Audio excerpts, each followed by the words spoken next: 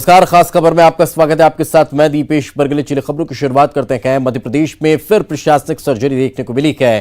3 IAS अफसरों के तबादले हुए हैं। संदीप यादव को एमडी मंडी बोर्ड का जिम्मा सौंपा गया है। विशेष गढ़पाले को उप सचिव मंत्रालय बनाया गया है, उनका ट्रांसफर हुआ है। मनीष सिंह को अब एमडी बिजली कंपनी की जिम्मेदारी सौंपी गई है। तो ये एक बड़ी प्रशासनिक सर्जरी मानी जा रही है। 3 आईएएस अफसरों के तबादले किए गए हैं। तो बड़ी खबर हम आपको बता रहे हैं। 3 अधिकारियों को इधर से उधर किया गया है। अलग अलग जिम्मेदारियां यहां पर अधिकारियों को दी गई है।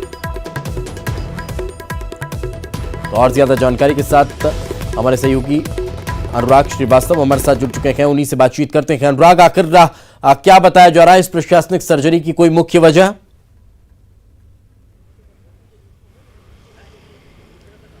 देखिए, मुख्यमंत्री कमलनाथ ने आज आईएएस अफसरों के तबादलों को लेकर खासा मंथन किया है और दिल्ली जाने से पहले मुख्यमंत्री ने कुछ अफसरों के तबादलों को हरी झंडी दे दी है। हालांकि कोई बड़ी लिस्ट अभी तक निकल कर नहीं आई है, लेकिन 3 आईएएस अफसरों के काम में सरकार ने फेरबदल कर दिया है। विशेष गढ़पाले जो कि एमडी मध्य क्षेत्र बिजली कंपनी थे, उनको हटा दिया गया और इसके पीछे कारण बताया जा रहा है कि ऊर्जा मंत्री प्रियव्रत सिंह के साथ उनकी पटरी नहीं बैठ पाना एक बड़ी वजह बताई जा रही है। और जो मनीष सिंह है, उनको अब मध्य क्षेत्र बिजली कंपनी का नया एमडी राज्य सरकार ने बनाया है। इसके अलावा कृषि क्षेत्र में कामों को लेकर भी अब सरकार ने बड़ा बदलाव किया है और जो मंडी बोर्ड है वहां के एमडी को भी बदल दिया है। तो 3 आईएएस अफसरों के कामकाज में राज्य सरकार ने फेरबदल किया है, लेकिन अभी इंतजार किया जा रहा है कि कुछ जिलों के कलेक्टरों से लेकर मंत्रालय स्तर पर आला अफसरों के कामकाज में भी सरकार फेरबदल कर सकती है, क्योंकि मुख्यमंत्री कमलनाथ अब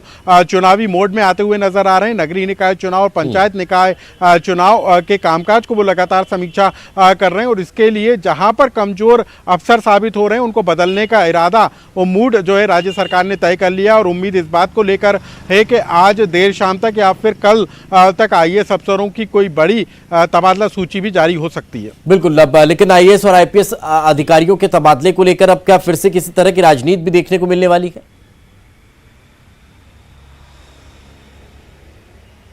देखिए, अभी जो आईपीएस अफसरों के थोकबंद तबादले हुए थे उस मुद्दे को बीजेपी ने सरकार के खिलाफ हमला जरूर बोला था। नेता प्रतिपक्ष गोपाल भार्गव ने कहा था कि तबादला उद्योग एक बार फिर से मध्य प्रदेश में शुरू हो गया है। तो राज्य सरकार ने कहा था ये व्यवस्था तबादला करना ये व्यवस्था का नियम है और इन्हीं नियमों के अनुरूप जहां अफसरों की जरूरत होती है वहां पर उनकी पोस्टिंग की जाती है। फिलहाल यदि हम बात करें तो आईपीएस अफसरों के 52 आईपीएस अफसरों के तबादले राज्य सरकार ने किए थे और इंतजार अब इस बात को लेकर था कि बड़े स्तर पर आईएएस अफसरों के भी तबादले किए जाएंगे। उसकी सूची भी लगभग तैयार हो गई है और 1 से 2 दिन के अंदर बड़े स्तर पर आईएएस अफसरों के तबादले भी हो सकते हैं। यानी कि 3 के अभी कर दिए गए हैं, आगे और बड़े स्तर पर तबादलों की तैयारी है। खैर, साथ में रहे अनुराग, आगे भी आपसे चर्चा करेंगे। यानी कि समझा जा सकता है कि बड़ी प्रशासनिक सर्जरी की ओर यहां पर सरकार अग्रसर होती दिखाई दे रही है। आगे बढ़ते हैं। मुख्यमंत्री कमलनाथ दिल्ली के लिए रवाना हो चुके हैं। 14 फरवरी को दिल्ली में वो बड़ी बैठक करेंगे। गारमेंट्स और टेक्सटाइल फूड प्रोसेसिंग से जुड़े हुए उद्योगपतियों के साथ उनकी राउंड टेबल मीटिंग होगी। प्रदेश में निवेश को लेकर वो चर्चा यहां पर करने वाले हैं। तो प्रदेश में निवेश को बढ़ावा देने के लिए मुख्यमंत्री कमलनाथ लगातार प्रयास करने में जुटे हुए हैं। यही वजह है कि अब वो दिल्ली के लिए रवाना हुए हैं। दिल्ली में एक बड़ी बैठक का उनकी होने जा रही है। राउंड टेबल मीटिंग उनकी होगी और फिर इस मीटिंग के दौरान मध्य प्रदेश में निवेश को लेकर वो चर्चा करेंगे। इस मीटिंग में गारमेंट्स और टेक्सटाइल फूड प्रोसेसिंग से जुड़े हुए उद्योगपतियों से उनकी बातचीत होने वाली है।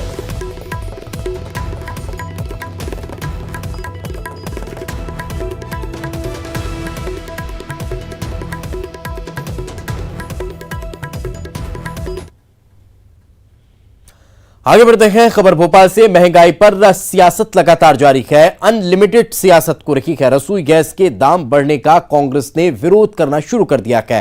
कांग्रेस मीडिया विभाग की अध्यक्ष शोभा ओझा का बयान सामने आया है।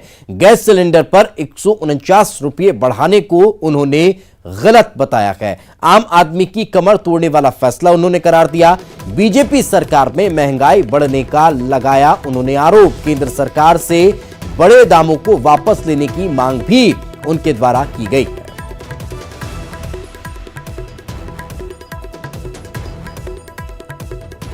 तो अब कांग्रेस महंगाई के मुद्दे को लेकर मुखर होती दिखाई दे रही है। आज बढ़े रसोई गैस के दामों पर अब कांग्रेस बीजेपी को घेरती नजर आ रही है। केंद्र सरकार को घेरते हुए शोभा ओझा ने इस बढ़े हुए दामों को वापस लेने की मांग की है।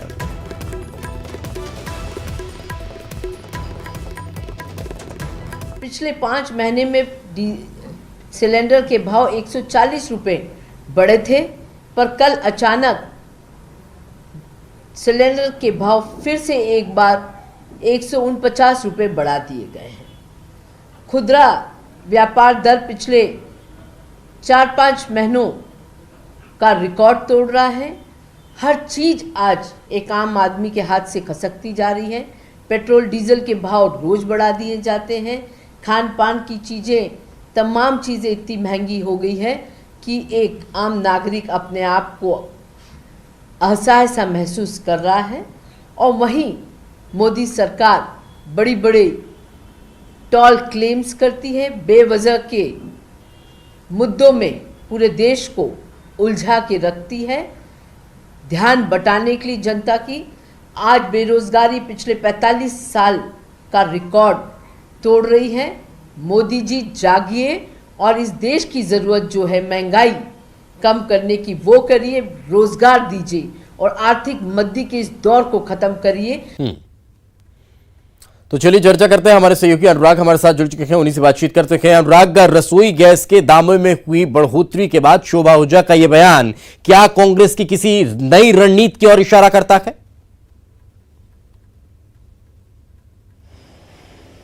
बिल्कुल, देखिए, बढ़ती महंगाई को लेकर कांग्रेस लगातार केंद्र सरकार पर आक्रामक है और अब जबकि रसोई गैस के दामों में इजाफा हुआ है तो इस पूरे मामले को लेकर भी कांग्रेस ने अब केंद्र सरकार को घेरना शुरू कर दिया है। कांग्रेस मीडिया विभाग की अध्यक्ष शोभा ओझा ने कहा है कि इन बढ़े हुए दामों को तत्काल वापस लिया जाना चाहिए। साथ ही बढ़ती महंगाई के लिए केंद्र सरकार की नीतियों को जिम्मेदार ठहराया है। कांग्रेस इस बात का भी प्लान तैयार कर रही है बढ़ती महंगाई को लेकर किस तरीके से केंद्र सरकार के खिलाफ सड़कों पर उतरकर प्रदर्शन किया जाए। आने वाले दिनों में इसको लेकर एक बड़ा प्लान कांग्रेस पार्टी की तरफ से तैयार किया जाएगा। कांग्रेस का आरोप इस बात को भी लेकर है कि चाहे थोक व्यापार की बात हो या खुदरा सूचकांक की बात हो, लगातार जो है महंगाई बढ़ती जा रही है और गिरावट जो दिखाई दे रही है, महंगाई की दर जिस तेजी के साथ बढ़ रही है, वो कहीं ना कहीं केंद्र सरकार की नीतियों के इसके लिए जिम्मेदार हैं। तो कुल मिलाकर इस पूरे मामले को लेकर केंद्र सरकार को घेरने की रणनीति पर कांग्रेस ने काम शुरू कर दिया और यही कारण है कि आज रसोई गैस के दामों को में बढ़ोतरी के बाद कांग्रेस ने इसे तत्काल वापस लिए जाने की मांग की और इस बात की चेतावनी दी है कि यदि मांग वापस नहीं हो, बढ़े हुए दामों को वापस नहीं लिया जाता है तो कांग्रेस सड़कों पर उतरकर केंद्र सरकार। बिल्कुल, लेकिन इसको लेकर आम उपभोक्ताओं की प्रतिक्रिया किस तरह की है? जी दीपेश, देखिए, जिस तरीके से महंगाई बढ़ रही है और जिस तरीके से देश की अर्थव्यवस्था गिर रही है और साथ ही बेरोजगारी बढ़ रही है, उसको लेकर आम लोगों की मिलीजुली प्रतिक्रिया भी देखने को मिली है। रसोई गैस के दामों में इजाफा होने पर आम लोग इसको बजट बिगड़ने का वाला फैसला बता रहे हैं और इसको आम लोगों की प्रतिक्रियाएं जो निकल कर आई हैं उसमें लोग यही कह रहे हैं कि रसोई गैस के दामों में जो लगातार इजाफा किया जा रहा है उसको वापस लिया जाना चाहिए। पेट्रोल और डीजल के दाम लगातार बढ़ रहे हैं, उनको कम किया जाना चाहिए। तो कांग्रेस ने भी आम लोगों की नब्ज को पकड़कर, बिल्कुल, तो आम लोग भी अब कहीं ना कहीं कांग्रेस के इस मुद्दे के साथ खड़े हुए नजर आ रहे हैं और कांग्रेस भी इसको भाप चुकी है कि आम लोगों के मुद्दे को ही भुनाना होगा। बहुत बहुत शुक्रिया हमारे साथ चर्चा में जुड़ने के लिए। इस तमाम जानकारी के लिए आगे बढ़ते हैं। मध्य प्रदेश का बहुचर्चित हनी ट्रैप मामला मानव तस्करी मामले में आरोप तय हो चुका है। 3 आरोपियों पर आरोप तय हुए हैं। मामले में एक महिला आरोपी बरी हो गई है। जज भरत कुमार व्यास की कोर्ट में ये आरोप तय हुए हैं। एक आरोपी के पिता ने शिकायत दर्ज कराई।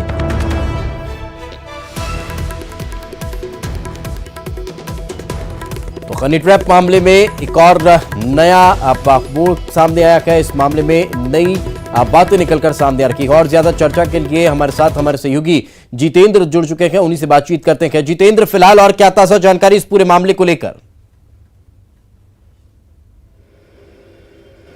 देखिए, ये हाई प्रोफाइल मामला है और इसी पूरे मामले के तहत एक और इस पर केस लगाया गया था जिसमें मानव तस्करी का मामला सीआईडी ने दर्ज किया था। इसमें श्वेता स्वप्निल जैन, श्वेता विजय जैन और आरती दयाल सहित अभिषेक नाम के एक व्यक्ति को आरोपी बनाया गया था।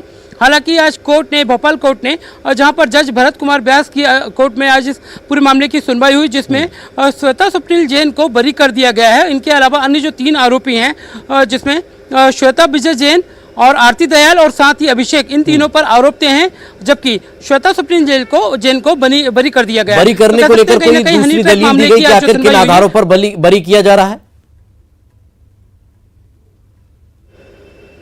देखिए, जो मोनिका यादव जो एक और इस पूरे मामले में आरोपी है, उसी के पिता हीरालाल ने इस पूरे मामले में शिकायत दर्ज की थी, जिसके बाद सीआईडी ने इस पूरे मामले में केस दर्ज किया था। सीआईडी के जो फाइल दर्ज की गई थी, चार्जशीट दर्ज की गई थी, उसके आधार पर अब जो है श्वेता स्वप्निल जैन को बरी कर दिया गया। वहीं अन्य जो 3 आरोपी हैं, उन्हें अभी उन पर आरोप तय कर दिए गए हैं। तो कह सकते हैं कि श्वेता स्वप्निल जैन इस पूरे मामले से बरी हो गई। हालांकि हनी ट्रैप का मामला उन पर चलता रहेगा। चलिए, बिल्कुल, बहुत बहुत शुक्रिया इस तमाम जानकारी के लिए हमारे साथ चर्चा में जुड़ने के लिए। यानी कि समझा जा सकता है कि हनी ट्रैप मामला अभी भी लगातार चल रहा है। एक छोटे से ब्रेक के लिए रुकेंगे, ब्रेक के बाद जल्द हाजिर होंगे।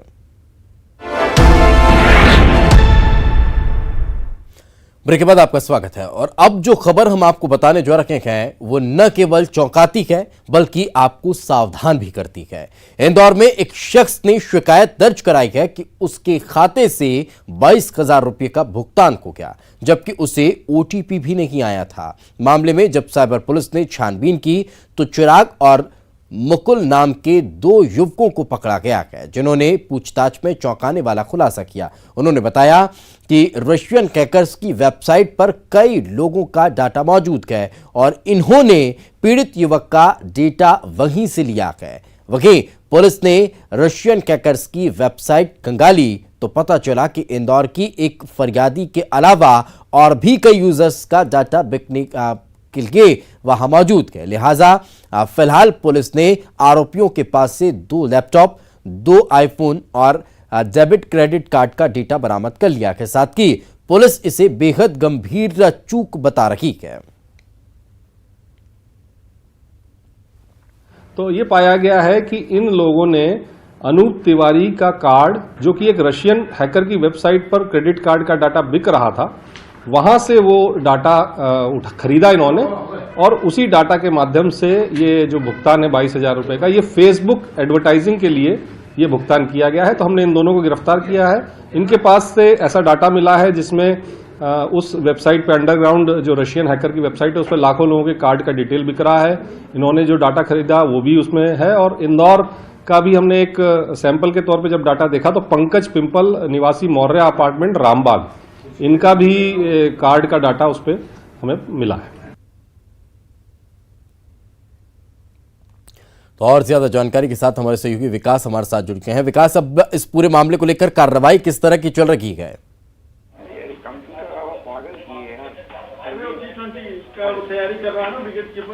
विकास, क्या आप मेरी आवाज सुन पा रहे हैं? लगता है संपर्क हमारा विकास से नहीं हो पा रहा है। तो ये बड़ी खबर है और सावधान आप लोगों को रहना होगा। कहीं ना कहीं इस तरह के मामले आए दिन निकलकर सामने आते हैं और एक छोटी सी चूक बहुत बड़ी गलती साबित होती है। विकास हमारे साथ जुड़े हुए हैं, उनसे बातचीत करते हैं। विकास, मेरी आवाज आपको मिल पा रही है? जी दीपेश। विकास, अब किस तरह की कार्रवाई इस पूरे मामले को लेकर देखने को मिल रही है? बिल्कुल दीपेश, इस प्रकार से राज्य साइबर सेल के पुलिस अधीक्षक ने इस बात की जानकारी दी और उसे बताया कि फिलहाल 2 आरोपियों को गिरफ्तार किया गया और इसमें और भी जो आरोपी संलिप्त हैं, जिनकी भी भूमिका है, उन पर भी कठोर कार्रवाई की जाएगी। इसके साथ ही साथ में शुरुआती जानकारी के मुताबिक ये मसला सामने निकल कर आया है कि इसमें कहीं ना कहीं जो ऑपरेटर्स हैं, कार्ड होल्डर्स हैं, उनकी मिस हैंडलिंग की वजह से उनका जो डेटा है उसे हैक करते हैं और आसानी से तमाम जो वेबसाइट्स हैं वहां पर बेच देते हैं। और ऐसे जो तमाम खरीदार भी इसके आसानी से उपलब्ध हैं, जो वहां से डेटा को खरीदते हैं और उसका मिसयूज करते हैं। लिहाजा ऐसी तमाम शिकायतें हर रोज इंदौर क्राइम ब्रांच के साथ साथ में राज्य साइबर सेल के पास पहुंचती है, लेकिन इनमें से कुछ ही एक ऐसी शिकायतें होती हैं जिनका जिनका मसला हल हो पाता। तो लिहाजा इस पूरे मसले में सिर्फ 2 आरोपी अब तक गिरफ्तार हुए हैं, लेकिन वो कौन एथिकल हैकर था जिसने हैक करके डेटा बेचने के लिए वेबसाइट पर डाला, उन सभी बिंदुओं की पड़ताल फिलहाल जारी है। संभवतः इन सभी लोगों के भी जब बारे में भी जानकारी पुलिस को जरूर मिल पाएगी, लेकिन इन सबकी गिरफ्तारी करना चूंकि असंभव जैसा प्रतीत होता है, चूंकि सभी ये दूसरे देशों से जुड़ा हुआ मसला है। दीपेश, चलिए बिल्कुल, बहुत बहुत शुक्रिया इस तमाम जानकारी के लिए।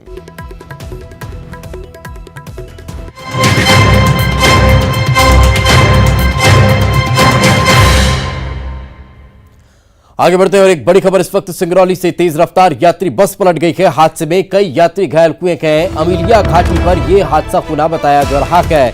लंघाडोल से बैढ़न ये बस जा रही थी, इस दौरान हादसे का शिकार हुई है। क्या वजह रही ये अभी तक स्पष्ट नहीं हो पा रहा है, लेकिन ये बड़ी खबर निकलकर सामने आ रही है।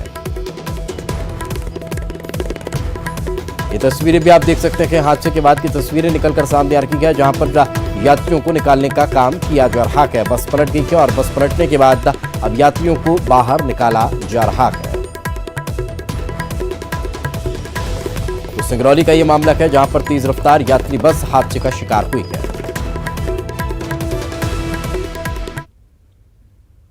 आगे बढ़ते हैं, डिंडौरी के शाहपुर में टीआई को कटाने को लेकर नगर परिषद के कर्मचारी अनिश्चितकालीन धरने पर बैठ गए हैं। दरअसल 3 दिन पहले नगर परिषद ने कुछ दुकानों को कटाने की कार्रवाई की थी और इसी दौरान कर्मचारियों का टीआई हेमंत बर्वे के साथ विवाद हो गया था। कर्मचारियों का आरोप है कि टीआई ने उनके साथ अभद्रता करते हुए एफआईआर की धमकी दी थी। हमने शासन प्रशासन को ज्ञापन सौंपा है, इसके बाद आज दिनांक तक इस संबंध में कोई कार्रवाई नहीं हुई है टीआई के विरुद्ध में, इसलिए हमको मजबूरन इसमें बैठना पड़ा। क्या परेशानी हो रही है आप लोगों को? परेशानी हमारे पूरे कर्मचारियों को परेशानी, कार्य नहीं कर पा रहे हैं। हमें मार्केट की जो व्यवस्था थी, जैसा कि ज्ञापन में पहले बताया गया था कि हमारी जो मांगे हैं, कर्मचारी जो काम कर रहे हैं उनको उनके काम पे उनको हड़काया गया मानव भवन में, तो सभी कर्मचारी के मानसिक तौर पर कार्य करने की उनकी जो क्षमता है वो। आगे बढ़ते हैं, रतलाम के जावरा में 7 साल की बालिका से रेप की कोशिश का मामला सामने आया है। मंगलवार रात जब बच्ची अपने परिजनों के साथ सो रही थी, तभी अज्ञात बदमाश उसे उठाकर ले गए। अब पीलिया खाल के पास जाकर बच्ची के साथ रेप की कोशिश की गई। परिजनों की शिकायत पर पुलिस ने 376 और पॉक्सो एक्ट के तहत मामला दर्ज कर लिया है और आरोपी की तलाश की जा रही है।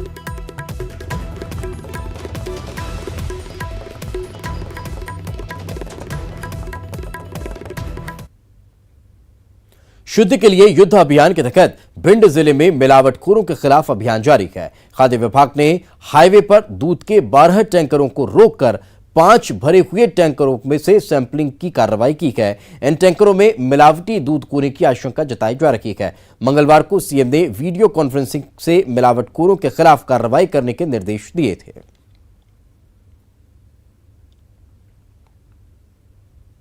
हाँ, मिलावटी दूध होने की आशंका है, उसी तारतम्य में सैंपल की कार्रवाई की गई है। कितने गाड़ियों को सैंपल लिए? अभी जो 12 गाड़ियाँ पकड़ी थी उसमें से 5 गाड़ियों पर भरी हुई थी और शेष गाड़ियाँ 7 गाड़ियाँ खाली थी। ये दूध कहाँ से और कहाँ जा रहा था? कुछ दूध तो यूपी साइड से ज़्यादा दूध आया हुआ था और इटावा में जा रहा था। इटावा में मदर डेयरी पर, कुछ पारस में पर जा रही थी गाड़ियाँ, कुछ नोवा पर जा रही थी और उसके अलावा 2-3 गाड़ी खाली, जो खाली गाड़ियाँ थी 1-2 गाड़ी काम कराने के लिए निकल रही थी, उनको भी पकड़ लिया था। उनके भी लाइसेंस रजिस्ट्रेशन चेक किए गए, लाइसेंस रजिस्ट्रेशन जिन पर नहीं है उन पर भी कार्रवाई की। मुरैना में भी एक कोरोना वायरस का संदिग्ध मरीज पाया गया, जिसे 1 महीने तक जिला अस्पताल के अंडर ऑब्जर्वेशन में रखा गया है। गौरव सिकरवार नाम का यह युवक हाल ही में चीन से लौटा है। आतुर तिलवारी गांव का रहने वाला गौरव पेशे से इंजीनियर है और पिछले महीने ही चीन से लौटा है और आते ही उसे सुरक्षा के लिहाज से जिला प्रशासन ने अंडर ऑब्जर्वेशन में रखा है।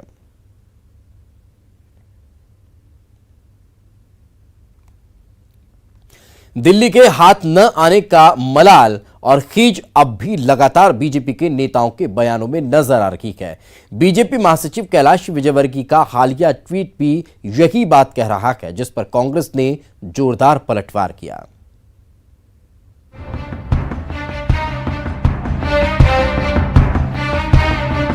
खूब कोशिश की लेकिन दिल्ली हाथ न आई और जब अरमानों पर पानी फेरा तो फिर हार की खीज ट्वीट में नजर आ गई। दिल्ली चुनाव परिणामों पर बीजेपी के महासचिव कैलाश विजयवर्गीय ने एक तंज भरा ट्वीट किया है। विजयवर्गीय अरविंद केजरीवाल को जीत की बधाई देते हुए लिखते हैं कि निश्चित ही जो हनुमान जी के शरण में आता है उसे आशीर्वाद मिलता है।